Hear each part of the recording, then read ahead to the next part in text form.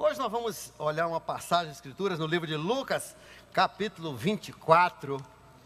E nós vamos ver as últimas coisas, as últimas instruções que Jesus deu à sua igreja, aos seus discípulos, antes de voltar para o Pai, antes de ascender aos céus, aonde aguarda o grande dia da sua volta. Estão prontos? Estão prontos para a volta dele? Então, olha, sexta-feira teve um terremoto no Chile, tá? Em Valparaíso, ali no litoral, perto de Santiago, a 6 ponto alguma coisa.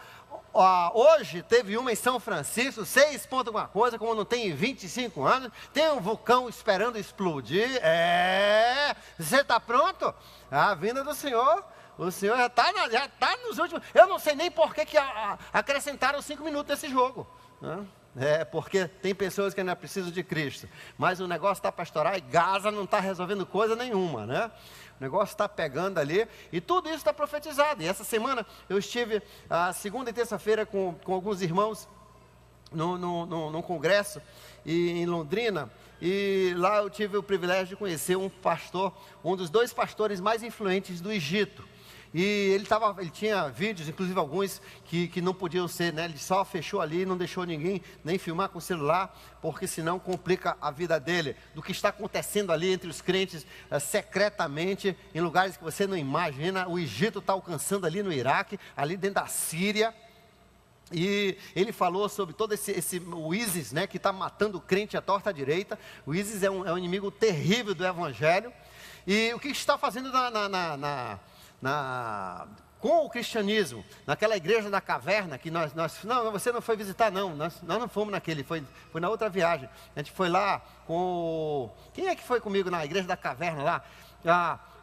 Eu vi uma cena, depois que queimaram 80 igrejas de crentes, né, dos cristãos, 35 mil pessoas foram para aquela caverna, né? Quero que o louvor que estava saindo ali, no vídeo, imagine em pessoas, se você estivesse ali, e cantaram uma noite inteira louvores a Deus, e Deus está fazendo grandes coisas no Egito também, que foi profetizado em Isaías capítulo 19, que no Egito e na Síria, esses 2 países, está havendo um espalhado evangelho que você não imagina. E eu sei que aquela ditadura, digamos assim, da Síria é ruim, mas sabe o que é pior? É o pessoal que quer derrubar. E as nações estão todas apoiando os que querem derrubar, mas os que querem derrubá-los é um pessoal que vai massacrar os crentes. Pelo menos essa ditadura que tem lá, eles são pró-crentes, sabia? São pró-cristãos, eles protegem os cristãos. Os cristãos, quando começaram a ser perseguidos pelo ISIS, fugiram para a Síria, porque lá eles sabiam que eles não seriam mortos, ou para lá ou para os curdos. Então, olhem pelos nossos irmãos que estão sendo perseguidos como animais, e teve vários depoimentos, e o que Deus está fazendo ali. E no Egito, os crentes resolveram não revidar.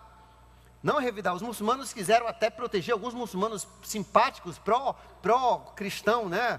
Quiseram se armar e proteger os prédios, e um dos bispos dele lá falou: não faça isso, porque a sua vida vale muito mais do que um prédio desse. Deixa derrubar o prédio a gente constrói de novo, mas a sua vida a gente não recupera. E com isso, Deus tem desmascarado esses terroristas, tem desmascarado esses radicalismos do islamismo, e aquele grupo que foi eleito pelas massas do Egito, 2 anos atrás, a Irmandade Muçulmana, que é um grupo terrorista dos piores tipos, eles agora são o maior inimigo do Egito. O pessoal, se puder, eles matam, porque eles viram realmente a cara desses que se chamam os verdadeiros fundamentalistas do islamismo. Então, ore por aquele nosso povo. Mas tudo isso está escrito no livro de Isaías, capítulo 19, e por isso nós podemos saber que o tempo é pouco. Nós já estamos assim nos momentos extras, já estamos no overtime dessa partida, e nós precisamos então aproveitar, e é para isso que nós estamos fazendo essa conferência é uma forma da gente expandir rapidamente. Você viu quantas pessoas tomaram decisões no Paraná. O Paraná, os colégios estão abertos ali para para ouvirem de Cristo mais do que aqui. Lá o pastor Carlos estava falando que, enquanto aqui o pessoal diz, olha, só não pode falar muito em Jesus, não pode falar muito em igreja e tal. Lá diz, fale de Jesus, fale de igreja, fale, esse pessoal precisa. Então, graças a Deus por essa oportunidade. Por quê? Porque nós entendemos que nós estamos em final de picada. Nós já estamos nos últimos momentos, onde depois disso não haverá mais a colheita de Deus. Então, essa conferência é uma tentativa da gente acelerar o processo, de dar ferramentas melhores para essas igrejas, de ajudar os nossos irmãos, encorajar os nossos irmãos a trabalharem mais ainda, né, vendo que o nosso tempo é tão pouco. E hoje eu quero olhar dessa passagem e ver essas últimas instruções de Jesus aos seus discípulos, começando com o verso 36, Lucas 24, 36. Interessante as últimas instruções, porque as últimas instruções são aquelas instruções que são mais importantes. Por exemplo, digamos que o papai e a mamãe vão viajar e os meninos vão ficar em casa, né? O menino de 12, a menina de 14, aí antes de sair de viagem, a mamãe chega, aí vai dar aqueles conselhos. Quais são os últimos conselhos que a mãe vai dar antes da viagem? Vai dizer, olha só, por favor, não atenda a porta se você não conhecer a pessoa, tá? Não pegue o telefone, não fale para ninguém que nós estamos viajando, não passe essa mensagem no seu Facebook, nós estamos viajando, isso é um perigo. Sempre esteja em casa até as 8 horas da noite. Por favor, não toque fogo na cozinha, isso tem que falar para o menino de 12. Não esqueça de fechar a geladeira. João, por favor, tome banho durante essa semana, pelo menos uma vez, né? Todas essas coisas você tem que avisar, tá? E levanta, vai fazer xixi no banheiro à noite, não seja preguiçoso, não faça na cama. Tudo isso aí, a mãe, aqueles últimos conselhos mais importantes. Jesus, então, falou esses conselhos para os seus discípulos. Essas coisas não são importantes, porque ele estava falando não somente para eles, mas para nós, que seríamos como se fosse a descendência dele. Nós seríamos a extensão dessa igreja que ele havia começado no alicerce dos apóstolos. Enquanto falavam sobre isso, sobre que Jesus tinha ressuscitado, enquanto falavam sobre isso, o próprio Jesus apresentou-se entre eles e lhes disse, paz seja com vocês. Olha só a primeira lição que nós entendemos aqui. É que Jesus apareceu entre eles. Jesus apareceu entre eis. Isso é importante você entender, que Jesus ainda aparece entre a sua igreja. No livro de Mateus, capítulo 18, verso 20, ele diz, onde 2 ou 3 dos meus filhos estiverem reunidos, ali eu estarei presente. Sim, o Espírito Santo está presente na sua vida 24 horas, 7 dias por semana. O Espírito Santo nunca te deixa. O Espírito Santo está ali com você. Mas o Jesus, nesse sentido mais amplo, ele está com você quando você vem e se congrega com os outros. Num grupo pequeno, num grupo de oração, num grupo de amizade. Quando você congrega, você junta para orar, quando você junta para estudar, quando você junta para fazer evangelismo. A Bíblia diz, Jesus, ali estarei eu, ali estarei eu. Existe uma proporção diferente. Por isso que em Hebreus capítulo 10, verso 25, ele diz, não vos ausenteis, não faltem o culto. Por quê? Porque quando você vai para o culto, Jesus, você vai ver Jesus. E quando você vê Jesus, você pode entrar triste, mas você sai alegre. Por isso que eu digo, às vezes a gente chega assim no culto, cansado, se a gente tivesse a nossa escolha, né, se eu não fosse pastor, eu não vinha, né, entendeu? Tem esses dias. Se eu não fosse pastor, eu não vinha. Que dá uma preguiça, dá uma vontade de ficar, e às vezes está assim meio dor de cabeça, meio dolorido, mas sabe uma coisa? Você vem e você sai alegre, sabe por quê? Porque quando você vem, você está na presença do Senhor. Tomé perdeu esse momento, perdeu, por quê? Porque ele não estava lá. Por isso que você tem que pensar muito antes de você faltar um culto. E não permita, porque o diabo sempre diz, falta, você está muito triste hoje, falta. Pois é justamente na presença de Jesus que você vai ver que a gente se alegra. Então, Jesus se pôs no meio deles, Jesus se põe no nosso meio. E é por isso que a gente tem um respeito especial. Por quê? Porque Jesus está no nosso meio. Não é, imagine se Jesus estivesse no nosso meio. Não, Jesus está no nosso meio. E por isso, esse respeito esse cuidado com nossos celulares, esse cuidado com nossa disciplina, nosso foco, toda essa parte de nossos cultos que são tão disciplinados. Isso faz parte do nosso amor, sim, uns pelos outros, para que as outras pessoas possam ouvir, mas nosso amor por Jesus. Só em ter Jesus na presença dele. Você já esteve na presença de uma pessoa muito importante? Chega, você fica só mudo. Você não fala não, só estar ali na presença. Pensa, como é que eu fui classificado? Né? Eu me lembro, um pastor muito famoso, um dos 3 pastores mais famosos do mundo. E aí me convidaram, um grupo seleto, 10 pessoas, para estar na presença desse pastor. Eu fiquei só... Eu queria tirar a foto com ele, mas, né? Então, Jesus apareceu no meio deles. A segunda coisa, ele disse: paz seja com vocês. Paz seja com vocês. Sempre quando Jesus chega, ele traz paz. Ele traz paz. Uma das características de Jesus, e em toda parte do Novo Testamento você vê isso: Jesus é um Deus de paz. Ele veio para trazer paz a você. Esse conflito dentro da sua cabeça que está deixando você doido, Deus quer trazer paz na sua vida. Esse conflito entre você e seu marido, entre você e sua esposa, entre você e seus filhos, entre você e sua empresa, entre você e seus vizinhos, Deus quer trazer paz para essa situação. Ele é um Deus de paz. Deus quer trazer paz entre os irmãos. Deus é um Deus de paz. Deus quer que você tenha paz entre Ele e você. Se na sua vida não tem paz, você precisa parar e examinar por que não tem paz. Porque a Bíblia diz no Velho Testamento, tem uma passagem que eu acho muito interessante, nos dias de Juízes, e diz: e as cidades ficaram perigosas. As pessoas que saíam de uma cidade para outra eram assaltadas. E as pessoas eram muito assaltadas, e havia muita violência, porque Deus havia retirado a sua proteção daquelas cidades. Deus tinha tirado a sua proteção daquelas cidades, porque eles tinham desobedecido ao Senhor. E ali não tinha paz, não havia paz naquelas cidades. E assim na sua vida, se não tem paz, isso é um sinal. É tipo assim, quando você está com uma terrível dor de cabeça, quando você está com uma terrível dor de barriga, isso é um sinal. Dor é um sinal que você tem alguma coisa errada. E você precisa parar e ver o que está errado na minha vida. Talvez o que falta na sua vida é Jesus. Porque Jesus é o Deus da paz. Ele veio para trazer paz a você. E mesmo que você passe por uma tempestade, você ainda pode ter paz. Jesus mostrou isso numa forma viva, ali no meio do temporal. Jesus estava tranquilo, dormindo.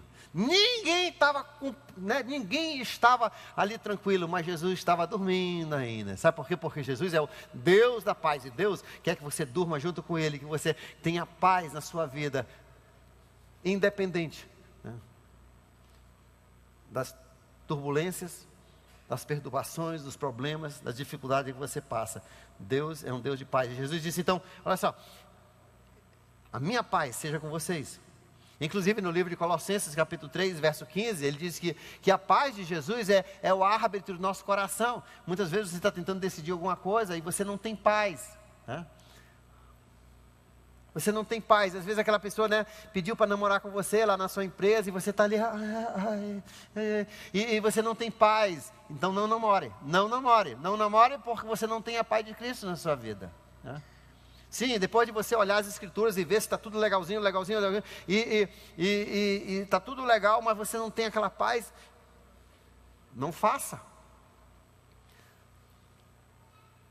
Não tenha aquele comportamento, não haja dentro daquela atividade. Porque a paz de Cristo precisa existir. Onde a paz de Cristo é porque ali existe a permissão dele. Ainda no verso agora 37, ele diz assim: e eles ficaram assustados e com medo, pensando que estavam vendo um espírito. Na verdade, visagem. Você já viu uma visagem? Quando era criança, todo mundo via visagem, né? Depois que veio a Manaus Energia, agora a Amazônia Energia, acabou mais as visagens. Mas na minha infância, o que tinha de visagem dentro das bananeiras era horrível. Todo mundo era visagem. Não tinha luz aqui em Manaus, era horrível. Na minha infância, até 63, era horrível, era muita visagem, olha. Quase toda noite meus vizinhos viam visagem. Tinha uma visagem que apareceu lá 3 casas da minha, que foi uma visagem que apareceu, que deu tanto medo lá no pessoal, que o cara concretou todinho a área lá, para ninguém mexer Concretou porque ele falou que tinha uns túneis ali, onde os espíritos moravam, aquele negócio. Até hoje está lá o terreno, lá perto do Palácio Rio Negro, por causa das visagens. E eles pensavam que eles estavam vendo uma visagem. Eles estavam assustados porque estavam vendo uma visagem. E ele lhes disse: por que vocês estão perturbados? E por que por que se levantam dúvidas no coração de vocês? Vejam as minhas mãos e os meus pés. Eu sou o mesmo. Toquem-me e vejam. Um espírito não tem carne e osso, como vocês estão vendo que eu tenho. Olha aqui a minha mão. Olha aqui a minha mão. Pega, vem, pega aqui. Aperta. Isso aqui é visagem. Você é maluco, rapaz? Pega aqui. Isso é visagem. Mas ao estender suas mãos e seus pés, ele estava lembrando da obra dele, da crucificação, do sofrimento dele por eles. Mas Deus está ensinando aqui uma grande verdade. Deus deixou como uma das últimas instruções para os crentes, que Ele quer que você entenda que Jesus está vivo. Ele é Deus, veio em carne e Ele continua em carne. Ele tem um corpo glorificado e vai ter esse corpo para sempre. E a Bíblia diz que você vai ter um corpo igualzinho o dele. Tá? Esse agora é gordo, é celulitado, é bichado, é complicado, é artritado, né, tem tanta coisa, é gripado, alguns realmente é horrível. Mas um dia, desse DNA que você tem aí, Deus vai fazer um corpo perfeito como Ele fez de Jesus. Jesus, Ele tinha as mesmas mãos, só que agora glorificadas, permanentemente glorificadas. E Jesus queria que a gente entendesse, nós vamos ter corpo assim também. E os discípulos estavam assim meio...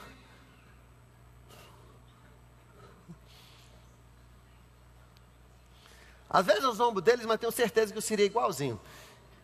Eu teria visto uma visagem nesse dia. Teria. Já pensou? Ai. Aí Jesus disse mais uma coisa, ele disse: tem alguma coisa para comer?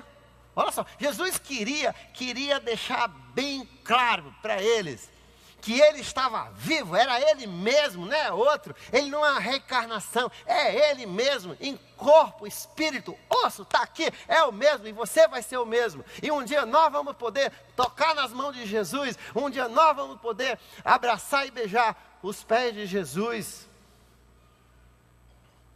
É uma vida maravilhosa que vem pela frente. Por isso que eu já tô. Por que o juiz está acrescentando 2 minutos nessa partida? Não foi tanta coisa assim não. Eu quero é que Jesus volte logo. Eu já estou pronto, né, para começar a celebração. Nós estamos ganhando. É igual aquele jogo do Brasil, quando o Brasil está ganhando apertado. Está doido para acabar, né? Xinga o juiz porque está aumentando muito o tempo. Que 5 minutos? Está doido, rapaz. Esse cara está roubando. Assim estou eu com Deus, né?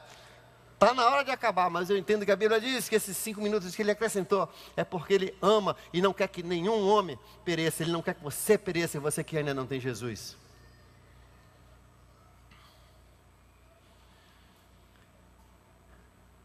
Aí Ele disse: tem alguma coisa para comer?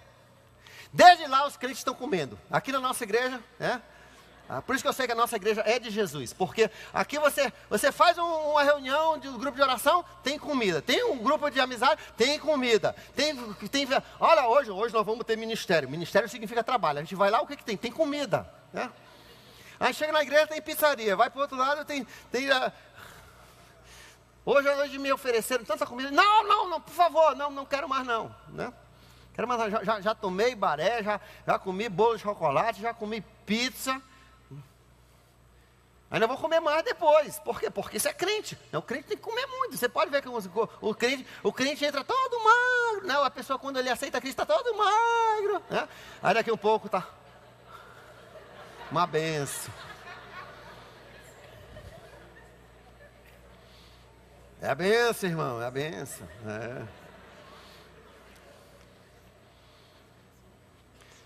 Viu, Luciano? Eu não sei qual é o seu problema. É porque você não achava espiritual comer, mas agora pode liberar, tá? Agora pode comer pizza, olha aí. Olha só. Então Jesus disse, tem alguma coisa para comer? E trouxeram. Eu fiquei muito feliz. Quando eu era criança, quando eu li isso aqui, eu fiquei tão feliz. Eu fiquei muito feliz, olha. Isso aqui foi um dos melhores versículos da minha vida. Porque, assim, como criança, eu pensava assim, que quando a gente fosse para o céu, a gente ia, todo mundo ia vestir branco, né? Como eu via nas fotos, e a gente ia cantar em coral. Aleluia, aleluia, aleluia, aleluia, aleluia, aleluia, aleluia, aleluia. Isso para menino de 10 anos, isso é mais purgatório do que céu. Né? Aí eu ficava pensando, eu vou curtir a minha vida aqui na terra, porque o céu vai ser cansativo. Eu até pensava assim, já pensou viver milhões de anos cantando no coral? Né?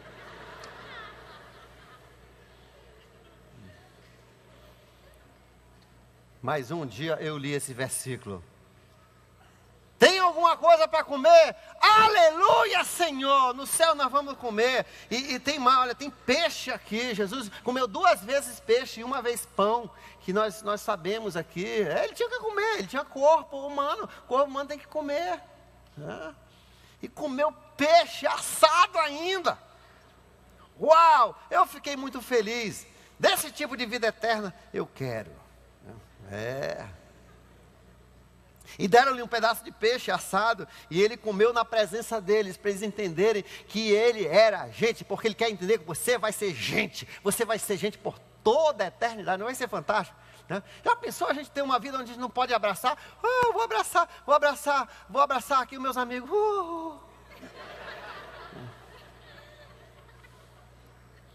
Não, nós vamos abraçar corpo e alma com santidade e pureza, né? Já pensou? Maravilha!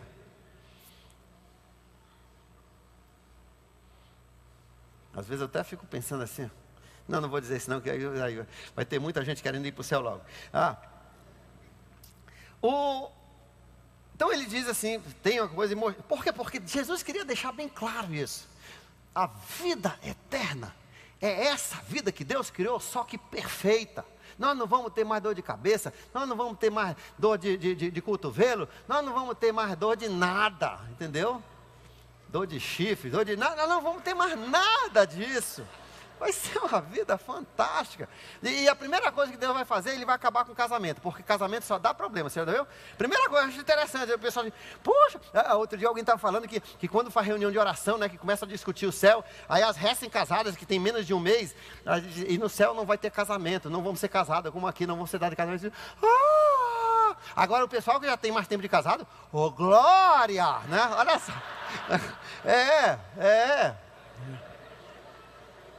Já pensou você ficar casado com a mesma bruxa, ou com o mesmo bruxo, por milhões de anos? Né? Eu acho que a penitência já dá só esse períodozinho que ele está na vida, já, né? Tem gente que acha até aquele versículo, tem mulher que acha aquele versículo assim, pega a sua cruz e ande, e fala da mulher carregando o homem nas costas. Então, Jesus queria deixar bem claro, então a segunda mensagem aqui é que a vida continua, a vida vai ser maravilhosa, vai ser fantástica.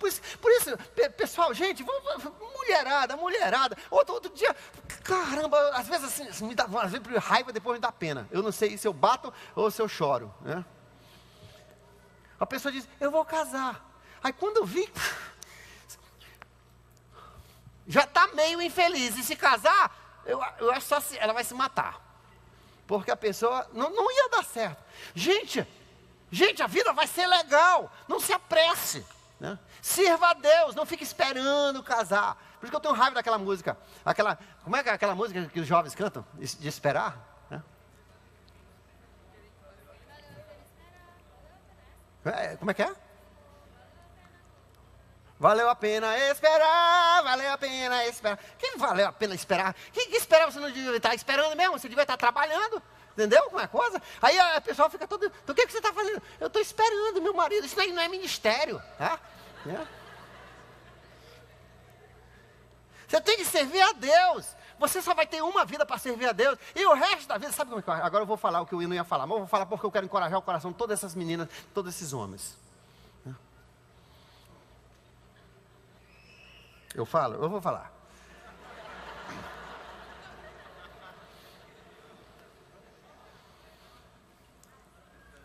Não vou falar não.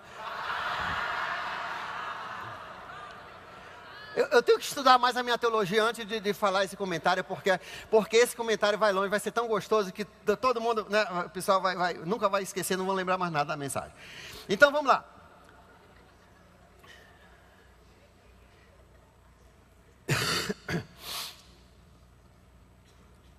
Então aí ele diz em verso 44, e disse-lhes, foi isso, Jesus falou, foi isso que eu lhes falei enquanto ainda estava com vocês antes, né? Era necessário que se cumprisse tudo a meu respeito que está escrito na lei de Moisés, nos profetas e nos salmos. Esse versículo é muito importante, porque muitas vezes as pessoas perguntam, como é que a gente sabe que esses livros aqui da Bíblia são os livros da Bíblia? Como é que a gente não sabe que a gente tem que acrescentar os outros livros, e os livros apócrifos e outros livros? Por que esse livro daqui? Isso aqui é uma das passagens mais importantes. Porque Jesus reconheceu 3 grupos de livros para o Velho Testamento. Profeta, o Moisés, que é o Pentateuco, os 5 livros de Moisés. Os Salmos, que são os livros poéticos. E os profetas, que são os profetas menores e maiores.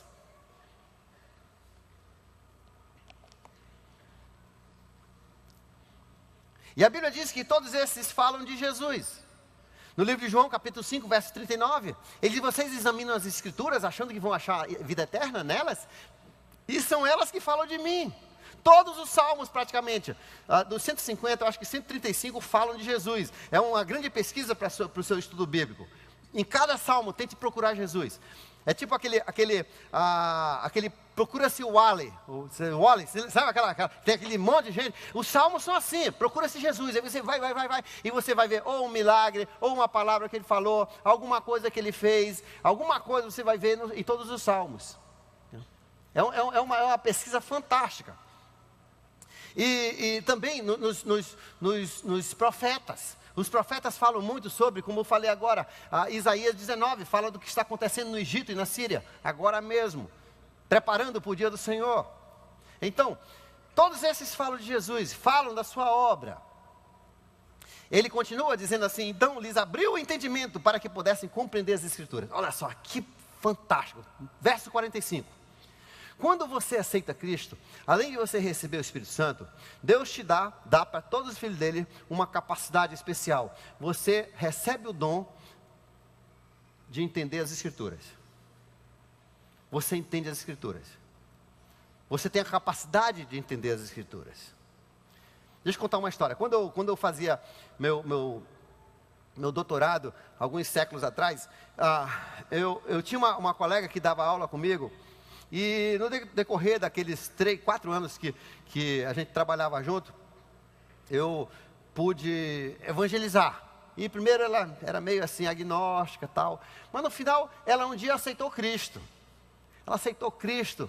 E ela até falou, ela tinha falado para mim, não, sabe uma coisa, eu leio a Bíblia. Eu já tentei ler, porque a minha avó, ela falava que era importante. Mas eu não entendo nada da Bíblia. E essa menina tinha mestrado e só não tinha doutorado porque não queria. Porque ela disse que se ela tivesse doutorado, ela ia perder chances de casar, né? Porque ninguém quer ser uma mulher muito acadêmica, muito educada, que, né? Os caras já são meio grossos, ainda com uma pessoa muito super, né? Aí ela disse que resolveu, porque ela queria casar, que ia ficar só no mestrado. E naquele tempo, poucas mulheres tinham mestrados. E ela disse, eu não entendo a Bíblia. Depois que ela aceitou Cristo, uns 2 ou 3 dias depois, ela me ligou no telefone, Davi, olha só, estou lendo aqui o livro de João, eu já tentei ler isso antes, mas não entendi nada, mas olha só o que eu li, vê se eu estou entendendo. Aí ela começou a explicar o que ela estava lendo, e queria saber se era isso, e ela estava na mosca, ela estava certinho. Eu digo, tá sim, é isso mesmo. E eu vi então, de repente, como Deus capacita uma pessoa quando recebe Cristo, não somente te dá a vida eterna, te dá o perdão dos pecados, mas te dá o dom de entender as Escrituras, te dá a capacidade. Agora, a capacidade não significa que você automaticamente entende as Escrituras na primeira lida.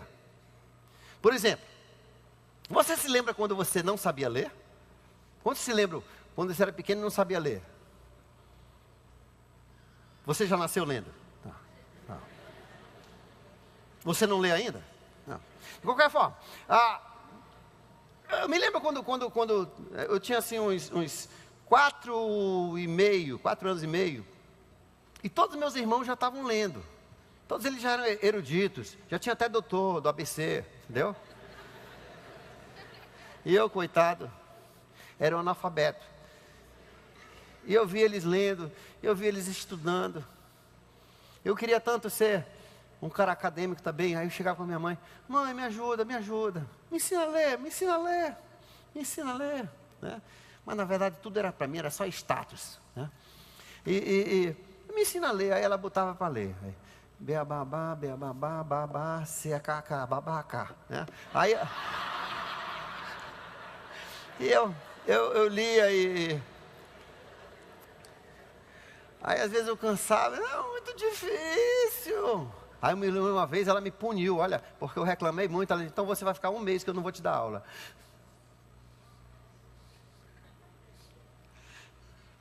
Aí de lá em diante eu não reclamei mais não. Porque eu tinha capacidade, toda pessoa tem a capacidade, né? Quase todo mundo tem a capacidade para aprender a leitura. Mas você tem que desenvolver isso aí. Tem que desenvolver. Hoje eu leio muito mais rápido que naquela época, né? Eu tive que aprender a ler rápido. Eu cheguei a ler umas 1.500 palavras por minuto, né? Mas, sabe? Já foi outra. Por isso que ele conhece tanta Bíblia. De novo, eu vou ler de novo o livro de Lucas, tá?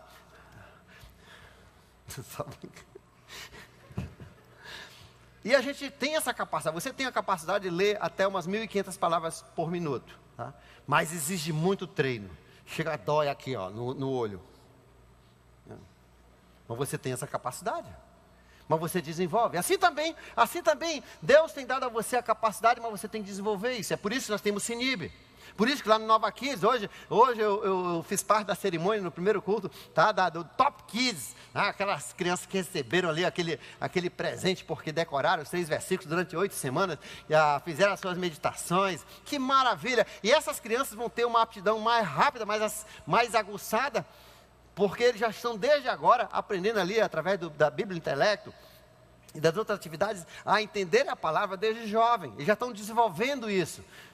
Muitos só aprendem isso já depois de muito tempo. Eles já estão aprendendo isso agora. Por isso que você precisa vir para o Sinib. Isso é importante, porque isso desenvolve essa capacidade, que é um presente que Deus deu para eu e você. Para nós podermos estudar a Bíblia, para nós podermos ouvir Deus falar, para nós entendermos, né? E não depender sempre de um pastor, de alguém que interprete para nós. Você tem essa capacidade. Jesus então quis falar para eles: olha, vocês agora têm capacidade de entender as Escrituras. E lhes disse: está escrito que Cristo haveria de sofrer e ressuscitar dos mortos no 3º dia, e que em seu nome seria pregado arrependimento para perdão dos pecados a todas as nações, começando por Jerusalém. E vocês são testemunhas dessas coisas. A última coisa que Jesus fala aqui, essa mensagem, quer dizer, essa seria a 4ª coisa aqui, que é o Evangelho. O apóstolo Paulo coloca isso tudo no versículo. Ele é assim: e eu decidi que eu tenho que pregar Jesus morto e ressuscitado.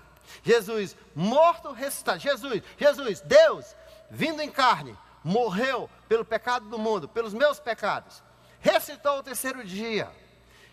E agora, por causa disso, a salvação e o perdão do pecado está aberto para todos os arrependidos, a todos aqueles que reconhecem que eles têm pecado, que eles precisam de alguém para salvá-los, que eles precisam da salvação. Está aberto, eu posso receber se eu aceitá-lo como meu Senhor e Salvador. Vamos tentar dizer isso aí? Qual é o evangelho que Jesus falou assim? Porque eu já falei para vocês. Agora eu repito, né? Que Jesus haveria o quê? Jesus, então, Deus veio em carne. Já vamos dizer, Deus veio em carne, morreu pelos nossos pecados, ressuscitou ao 3º dia. E a partir dali, a salvação está aberta para quem se arrepende do seu pecado e crê em Jesus, entregando sua vida para Ele ser Senhor. Isso é o Evangelho. Basta você saber dizer isso aí e você já sabe evangelizar.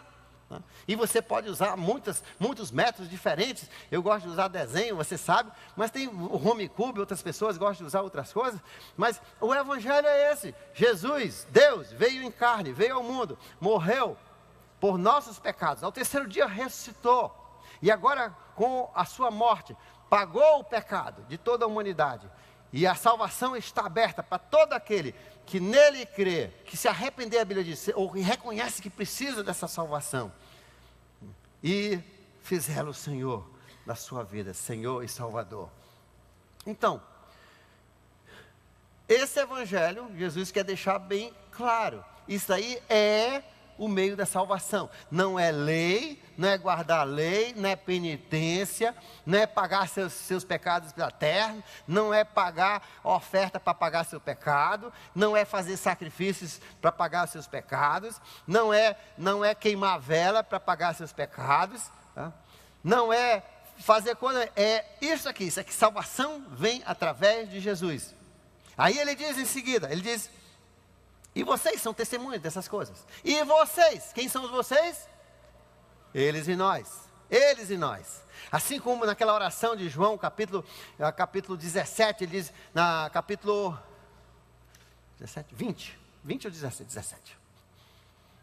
Eu vou olhar porque isso me ajuda a não esquecer de novo. 17. João 17, onde diz, ele ora pelos discípulos, ele diz, e não somente estou orando por eles, mas estou orando também por aqueles que vão crer através do testemunho deles, nós. Então quando ele diz vocês, inclui a nós. Jesus está falando para você, Jesus diz, e vocês, aponte para vocês, aqui ó, e vocês serão testemunho dessas coisas, e eu lhes envio a promessa do meu Pai. Mas fiquem na cidade até serem revestidos do poder do alto. Ele está falando do dia de Pentecostes, onde Jesus então autorizou a igreja. Ele já tinha dado o Espírito Santo para cada indivíduo, mas agora ele ia dizer aonde é que o Espírito dele, voltando agora lá para o início, né? Eu estarei com vocês. Aonde estiver 2 ou 3, eu estarei com vocês. O Cristo estará conosco. Então ele diz aqui, ele autorizou, e assim como o Espírito dele havia saído do templo e rasgou no dia da sua morte, rasgou o véu do templo de pedra que Herodes tinha construído, rasgou aquele véu para mostrar que Deus não estava mais naquele templo feito de pedra e de ouro e cortinas e tecidos. Agora o Espírito de Deus haveria de habitar no novo templo chamado a sua igreja. E é deste templo que nós fazemos parte. É desse templo que nós fazemos parte. Hebreus fala muito sobre isso. Então nós somos esse templo. Nós somos, e o batismo no dia de Pentecostes, ali foi uma autenticação, foi uma autorização que agora a igreja era a presença de Deus. E por isso se você quiser estar na presença de Deus, você tem que estar numa verdadeira igreja. E não é qualquer igreja. Por quê? Porque nós sabemos que o templo, uma época, foi destruído. E o povo não tinha um templo para ir, por causa dos seus pecados. Eles começaram a errar, começaram a botar ídolo lá para dentro, e o Espírito de Deus se foi. Depois foi reconstruído.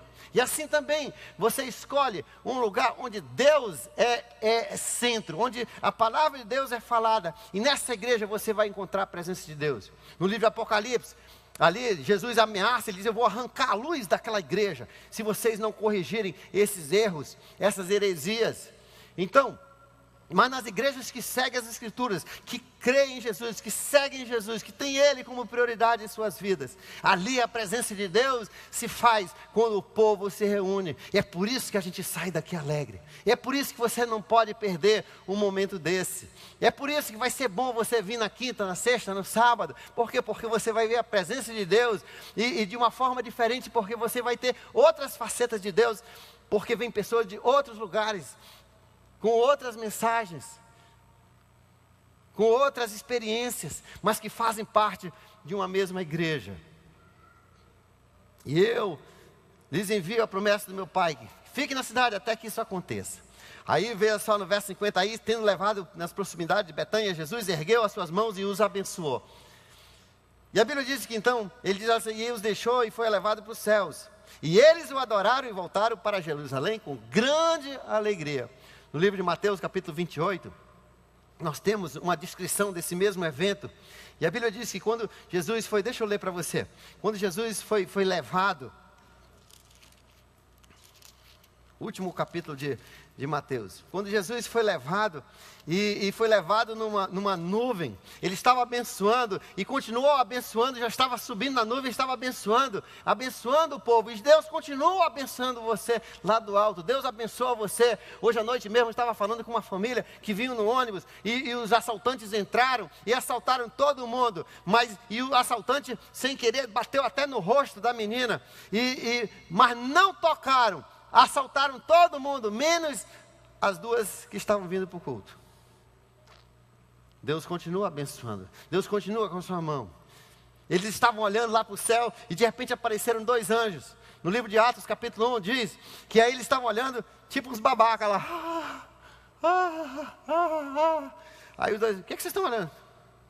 Do jeito que ele foi, ele volta. Se mexam. Do jeito que ele foi, ele volta. E um dia ele vai voltar. Nós estamos só esperando ele voltar. Mas enquanto isso, nós temos muito trabalho para fazer. E ele diz assim: foi-me dado toda a autoridade. Capítulo 28, verso 18. Então Jesus aproximou-se dele e disse: foi-me dado toda a autoridade no céu e na terra. Portanto, vão fazer discípulos, batizando em nome do Pai e do Filho, no nome do Pai, do Filho e do Espírito Santo, ensinando a obedecer tudo o que eu lhes tenho ordenado. E estarei com vocês sempre, até o final desta era, até o final deste tempo. Isso tem 2 coisas bacanas. Nossa missão está aí. Não interessa se você é advogado, se você é médico, dentista, se você é secretário, secretária, se você é peão, se você é funcionário público, não interessa. Você tem uma missão. Esse outro é o seu ganha-pão que Deus está te abençoando para você poder comprar o terreno. Mas você tem uma missão: evangelizar. E uma vez que a pessoa aceita Cristo, levar ela a se batizar, ajudar ela a entender o crescimento, e depois disso, a obedecer tudo que Deus tem ensinado, que é o quê? Amar uns aos outros e amar a Deus sobre todas as coisas. É isso, é simples. Mas hoje à noite começa tudo. Se você ainda não tem Jesus na sua vida, começa por aí. Você precisa do Jesus da paz em sua vida. Ele quer perdoar os seus pecados. Nesse momento, eu vou pedir que o Raif venha aqui, e o tecladista, e nós vamos cantar aquela música Jesus. Você só precisa. E se hoje à noite você ainda não tem Jesus na sua vida, hoje à noite você pode clamar, você pode dizer: Jesus, eu sou pecador, eu preciso de Ti, eu creio tudo isso que Ele falou. Eu quero Jesus na minha vida. E a Bíblia diz que essa oração, essa prece, essa fala de Jesus, vai atender. E Ele vai perdoar os seus pecados, vai dar a você a vida eterna. E um dia você vai ter aquele corpo que você vai poder pegar e dizer: eu não sou visagem não. Me dê um pedaço de peixe. Mesmo que você ainda morra nessa vida, a Bíblia diz que o seu corpo vai ser ressuscitado como o corpo de Jesus, e você ainda vai comer peixe na brasa. Você vai viver para todo sempre, livre de todas as dores, livre das dificuldades. Você vai ter paz agora e paz para sempre. Você que está andando entre Deus e o diabo, você já tomou suas decisões, você anda ali, aquelas coisas. Então, a paz de Cristo não está ditando as regras para a sua vida. Você agora mesmo está pensando entre 2 decisões, 2 escolhas: eu deixo essa mulher ou não deixo essa mulher? Eu abandono esses filhos ou não abandono esses filhos? Eu namoro esse cara ou não namoro esse cara? Eu faço isso ou não faço isso? E você não tem a paz de Cristo hoje à noite, é hora de você cair para dentro do lado de Deus e abandonar aqueles seus desejos que militam contra o Espírito.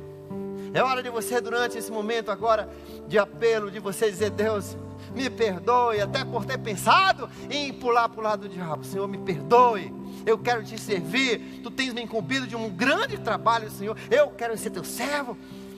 Me abençoe, tire essas coisas de mim. Senhor, me livre da tentação. Eu quero te servir, Senhor. Eu sei que o tempo é pouco, eu quero te servir. Eu tenho amigos que eu não conheço, que ainda vão para o inferno se não te conhecerem, Jesus. Eu quero te servir. Use a minha vida, Senhor. Livre-me desses vícios, dessas coisas que me atordoam, Senhor. Me livre, Senhor. Me ajuda a servir de coração puro, Senhor. Vamos ficar de pé.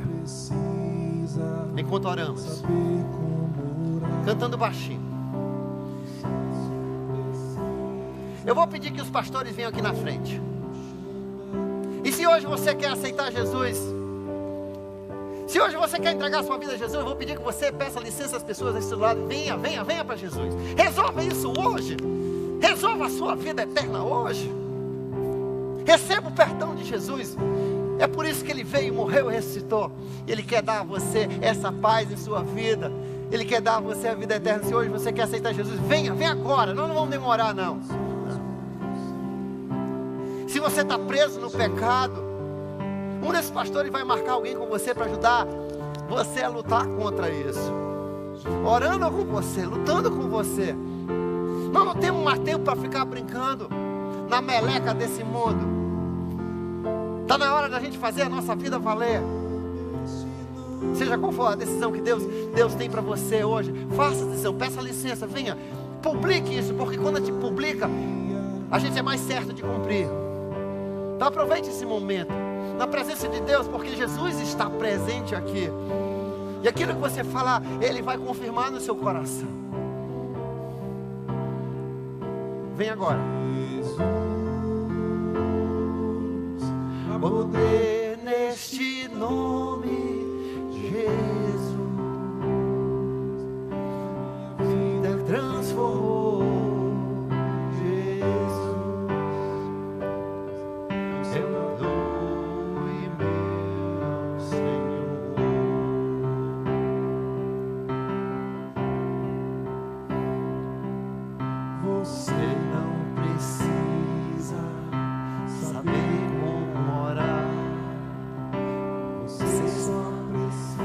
Os discípulos estavam todos trêmulos com medo, achavam que estavam vendo visagem. E Jesus, sou eu. Vem para Jesus, Ele é real. Ele morreu pelos seus pecados, ressuscitou ao terceiro dia, para poder dar a você o perdão dos seus pecados. Mas você tem que aceitá-lo como o Senhor da sua vida. Tem mais alguém? E se Ele é Senhor, é hora dele ser Senhor. Talvez um dia você o fez Senhor, mas você tem andado como o seu próprio Senhor. E hoje à noite é hora de você se arrepender. Como Ele falou, arrependimento. Dizer, Senhor, eu quero voltar. Eu não quero mais ficar ali na beira da estrada de Bartimeu, vendo a multidão passar com Jesus. Eu quero voltar a andar com Ele. Venha você também. Se é isso que Deus toca no seu coração, saia daqui cheio de alegria. Saia como os discípulos saíram, pulando, alegrando, adorando, alegres, porque Jesus estava em suas vidas. Tem mais alguém? Vem agora.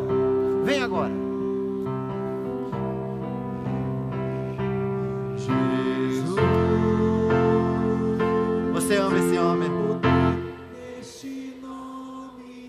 Jesus, a minha vida transformou. Jesus, meu Salvador e meu Senhor.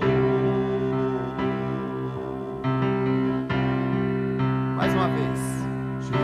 Jesus. Se Jesus é a paixão da sua vida, cante bem alto agora conosco. Você ama esse nome? Levante a sua voz e louve a Deus como os discípulos louvaram. Jesus é o amado da minha alma.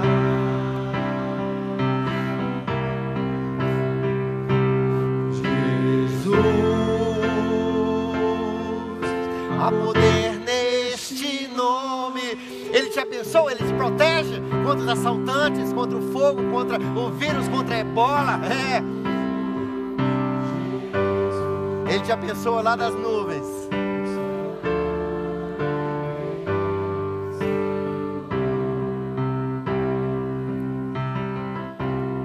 Pai querido, abençoe esse teu povo, Senhor, que continue a tua bênção a cair sobre eles. Não se esqueça de nós nunca. E te louvamos, Senhor, por estar aqui junto conosco. Te louvamos, Senhor, por ter trazido esses nossos irmãos da África, do Peru, da Guiana, de outros estados, de outros lugares aqui do interior, de outros lugares aqui da cidade, Senhor. E Senhor, para nós podermos ver a Tua obra, o que estás fazendo, a ressurreição que está acontecendo, Senhor, em muitos lugares, a Tua presença em muitos lugares. Te louvamos, Senhor, te agradecemos, nos alegramos, que possa ser uma semana de muita alegria. Proteja o Teu povo, Senhor, contra acidentes, contra enfermidades, contra assaltantes, contra a pornografia, contra filmes indevidos, Senhor, contra todas aquelas coisas que nos roubam de Ti, nos separam de Ti, Senhor. Proteja, Senhor, o Teu povo, pelo Teu santo nome de Jesus, hoje e sempre, amém. Que Deus lhe abençoe. Uma boa semana, se vê no congresso, ou nas conferências à noite, ou no domingo, culto normal. Que Deus lhe abençoe. Boa noite.